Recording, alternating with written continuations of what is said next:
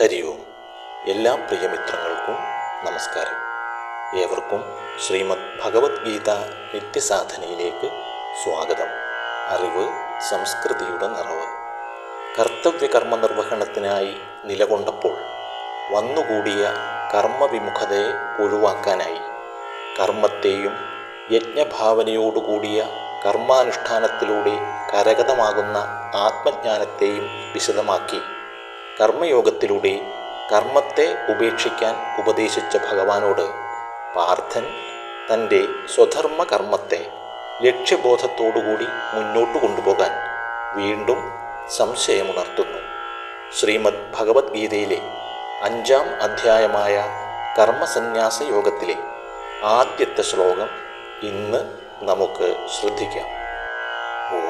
ഓം ശ്രീകൃഷ്ണ പരമാത്മനേ നമഃ.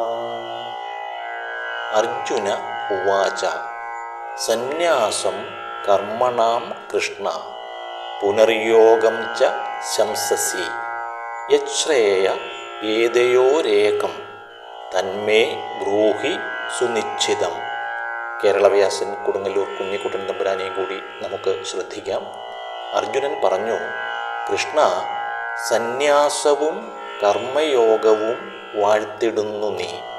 നല്ലതേതാണിവയിലെന്ന് ഉറപ്പിച്ചരുൾ ചെയ്കമേ. അർജുന ഉവാച സന്യാസം കർമ്മണാം കൃഷ്ണ പുനർയോഗം ച ശംസസി യശ്രേയ ഏതയോരേകം തന്മേ ബ്രൂഹി സുനിശ്ചിതം. കൃഷ്ണ, സന്യാസവും കർമ്മയോഗവും വാഴ്ത്തിടുന്നു നീ. നല്ലതേതാണിവയിലെന്നുറപ്പിച്ചരുൾ ചെയ്കമേ. അർജുനൻ പറഞ്ഞു, അല്ലയോ കൃഷ്ണ, ആദ്യം കർമ്മസന്യാസവും പിന്നെ കർമ്മയോഗവും അങ്ങ് ഉപദേശിക്കുന്നു. ഇവയിൽ ഏതൊന്നാണോ ശ്രേയസ്കരമായത് അതെനിക്ക് നിശ്ചിതമായി പറഞ്ഞു തന്നാലും. ഭഗവാന്റെ വചനങ്ങളെ കേട്ടുകൊണ്ടിരിക്കുന്ന പാർത്ഥന് സംശയം ഏറി വരികയാണെന്ന് തോന്നുന്നു, അല്ലേ? നല്ലതേതാണ് എന്ന ചിന്ത നിത്യജീവിതത്തിൽ നമുക്കും വന്നുകൂടാറുണ്ടല്ലോ. പാർത്ഥനെ സംബന്ധിച്ചിടത്തോളം ഭഗവത് വചനങ്ങളെ പിന്തുടർന്നുള്ള സംശയങ്ങളാണ് ഉയർന്നു വരുന്നത് എന്നുള്ളത് വളരെ പ്രയോജനകരം തന്നെയാണ്. കാരണം യുദ്ധം പ്രഖ്യാപിച്ച് യുദ്ധമുഖത്ത് വന്നു നിന്നിട്ട് പിന്തിരിഞ്ഞ പാർത്ഥനോട് യുദ്ധതന്ത്രങ്ങളെക്കുറിച്ചല്ലല്ലോ ഭഗവാൻ വിശദീകരിക്കുന്നത്. പാർത്ഥൻ ഉന്നയിക്കുന്ന സംശയങ്ങളും യുദ്ധമാർഗങ്ങളെക്കുറിച്ചല്ല.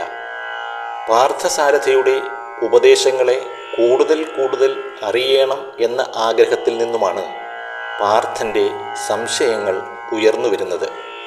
ശ്രദ്ധ, താൽപ്പര്യം, ഇന്ദ്രിയ സംയമനം എന്നിവയിലൂടെ മാത്രമേ ആത്മജ്ഞാനം ഉണരുകയുള്ളൂ എന്ന് കഴിഞ്ഞ അധ്യായത്തിൽ നമ്മൾ ശ്രദ്ധിച്ചിരുന്നുവല്ലോ. ഭഗവത് വചനങ്ങളെ ശ്രദ്ധയോടെ ശ്രവിക്കുന്നതിനാലും ശ്രവിച്ചതിൽ നിന്നും കൂടുതൽ അറിയാനുള്ള താൽപ്പര്യവുമാണ് പാർത്ഥൻ്റെ സംശയങ്ങൾക്കെല്ലാം ആധാരമെന്ന് നമുക്ക് മനസ്സിലാക്കാൻ കഴിയും. മനോബുദ്ധികളിൽ നിന്നുണ്ടായ അജ്ഞതയാണ് പാർത്ഥനെ വിഷാദഗ്രസ്തനാക്കിയത്. ഭഗവത് വചനങ്ങളെ അശ്രദ്ധയോടും താൽപ്പര്യമില്ലാതെയുമാണ് പാർത്ഥൻ കേട്ടിരുന്നുവെങ്കിൽ ഭഗവത് വചനങ്ങളെ പിന്തുടരാതെ തൻ്റെ വിഷാദത്തെ ഒരു നിമിഷം കൊണ്ട് ഒഴിവാക്കാനുള്ള ഒറ്റമൂലിയെക്കുറിച്ചോ അതുമല്ലെങ്കിൽ ഭഗവാനെ കൂടി തൻ്റെ വാദഗതികളുടെ പക്ഷത്ത് കൊണ്ടുവരാനും ശ്രമിക്കുമായിരുന്നു പാർത്ഥൻ, അല്ലേ?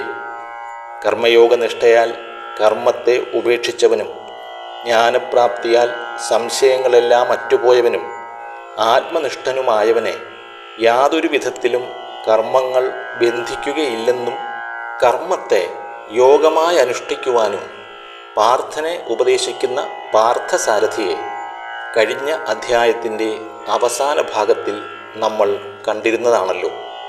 സ്വധർമ്മനിഷ്ഠയാർന്ന കർമ്മത്തെ യജ്ഞഭാവനയിൽ ശ്രദ്ധ, താൽപ്പര്യം, ഇന്ദ്രിയ നിഗ്രഹം എന്നീ ഗുണങ്ങളോടുകൂടി നിർവഹിക്കുമ്പോൾ കാലക്രമേണ ഉള്ളിൽ നിന്നും ഉദിക്കുന്ന ജ്ഞാനത്താൽ സത്യമെന്തെന്ന് തിരിച്ചറിഞ്ഞ് സംശയങ്ങളെല്ലാം മറ്റ് ആത്മനിഷ്ഠയിൽ നിലകൊണ്ടുതന്നെ കർമ്മത്തിൽ ഏർപ്പെടുമ്പോൾ കർമ്മത്തിന് നമ്മെ ബന്ധിക്കാൻ കഴിയില്ല എന്നാണ് കഴിഞ്ഞ അധ്യായമായ ജ്ഞാനകർമ്മ സന്യാസ യോഗത്തിലൂടെ നമ്മൾ മനസ്സിലാക്കിയത്.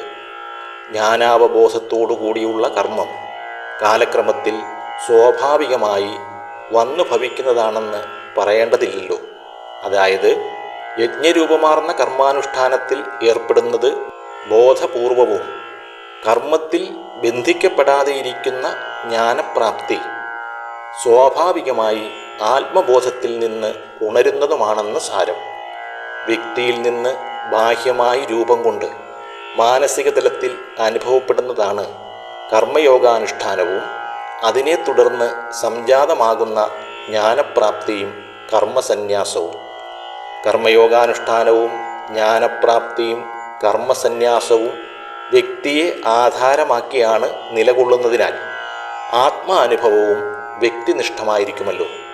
അതിലേക്ക് നയിക്കാൻ മാത്രമേ ബാഹ്യമായുള്ള എല്ലാ ഉപാധികളും സഹായകരമാകുകയുള്ളൂ എന്നതിനാൽ ബാഹ്യമായി നേടുന്ന കലാശാലാ വിദ്യയല്ല, മറിച്ച് വ്യക്തിനിഷ്ഠമായ കാലാതീത വിദ്യയാണ് ആത്മവിദ്യയെന്ന് നമ്മൾ മനസ്സിലാക്കണം. ആത്മാനുഭവത്തിലേക്ക് നമ്മെ നയിക്കുന്നതാകട്ടെ ജന്മജന്മാന്തരങ്ങളായി കർമ്മയോഗാനുഷ്ഠാനത്തിലൂടെ നമ്മൾ നേടിയിരിക്കുന്ന അനുഭവജ്ഞാനവും. സഹസ്രാബ്ദങ്ങൾക്ക് മുമ്പ് പാർത്ഥനിലുണർന്ന സംശയം എത്രയോ തലമുറയ്ക്ക് മാർഗദർശിയായി നിലകൊള്ളുന്നു എന്ന സത്യം ഉൾക്കൊള്ളാൻ കഴിഞ്ഞാൽ സംശയഗ്രസ്തനായ പാർത്ഥനും ആത്മസാക്ഷാത്കാരത്തിലേക്ക് നയിക്കുന്ന ജന്മപുണ്യം തന്നെയാണ് അല്ലേ? അല്ലയോ കൃഷ്ണ, അങ്ങ് എനിക്കുപദേശിച്ച കർമ്മസന്യാസം, കർമ്മയോഗം എന്നിവയിൽ ഏറ്റവും ശ്രേയസ്കരമായതിനെ ഉപദേശിച്ചു തന്നാലും എന്ന് പറഞ്ഞ പാർത്ഥന് ഭഗവാൻ നൽകുന്ന മറുപടി അടുത്ത ദിവസം നമുക്ക് ശ്രദ്ധിക്കാൻ തുടങ്ങാം. എല്ലാ പ്രിയമിത്രങ്ങൾക്കും നന്ദി, നമസ്കാരം. ഹരി ഓം.